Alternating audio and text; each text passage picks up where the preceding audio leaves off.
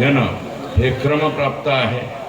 आणि या ठिकाणी काय हे खून होतात, मर्डर होतात, परंतु ह्या खुनाची पद्धत फार चुकीची हो। ही कोणती पद्धत आहे तुमची माणसाला मारायची? मी सभागृहामध्ये सुद्धा म्हणलंय की तुम्ही गोळी घाला, किमान पटकन त्याचा जीव गेला असता। तुम्ही गाडीच्या टायर खाली घाला, अरे पण घालायचा का? डॉक्टर बाबासाहेब आंबेडकरांनी लिहिलेली जी राज्यघटना आहे, या राज्यघटनेप्रमाणे मुंगी मारायला सुद्धा तुम्हाला अधिकार नाही। पक्षाला मारायला जरी तुम्ही गेला तर पक्षी प्रेमी आहे। आमच्या इकडचा कोणी मोर जरी मारला तरी आम्ही त्याच्यावर केस करतो, मोर मारला ह्याला जेलात घाला असं आम्ही म्हणतो। अरे संतोष देशमुख 3 टर्मचा आमदार होता, सॉरी आम्हीच आमदार असल्यामुळे आमचं हे जरा कागद काय नाही तर उलट होईल। 3 टर्मचा सरपंच होता, 2दा जनतेतून आला, 1 वेळा बॉडीतून आला। मग 3 वेळा सरपंच झालेला माणूस आणि पुढचं भविष्य म्हणजे चिंचोली माळी या जिल्हा परिषद सर्कलचा तो होणारा जिल्हा परिषद सदस्य होता। एवढी त्याची क्वालिटी होती, एवढा सुंदर तो वागत होता।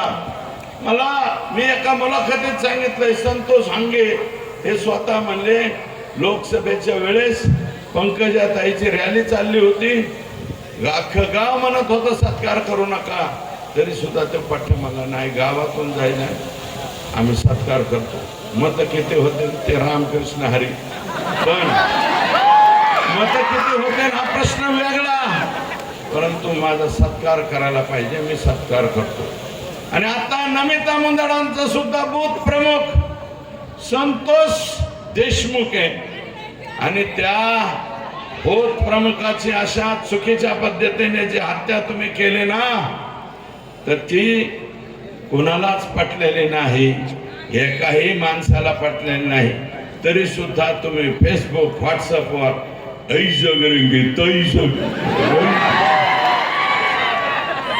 हे असले नरपाळे हे कानफडात हाणले ना, या कानाकडे हाणली तर पार पॅकटात पळत पळत जाते, अंगात त्याच्या बिलकुल सुपारी एवढाली सुद्धा यांची मानगाटा नाही। आणि काही बी लिहितात आणि काही टाकतात सोशल मीडिया, परंतु आता जे माझ्यावरती लिहिते हेच लोक मनोजदादांच्या वरती काही दिवसापूर्वी तेच लिहित होते। हेच त्याच्या पाठीमाग राज्याच्या मुख्यमंत्र्यांवर, देवेंद्र फडणवीसांवरती सुद्धा हेच लोक लिहित होते। यांनीच देवेंद्र फडणवीसांना टरबुजा खरबुजा आम्ही नाही केला, टरबुजा आम्ही नाही केला, ह्यांनी केला।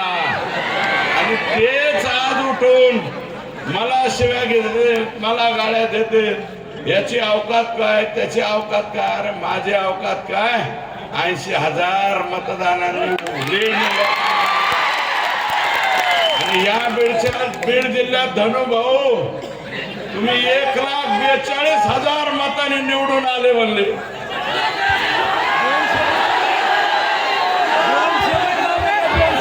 शाही एकाने लावायची शाही, आणि 330 बुथापैकी 230 बुथ जर ताब्यात असतील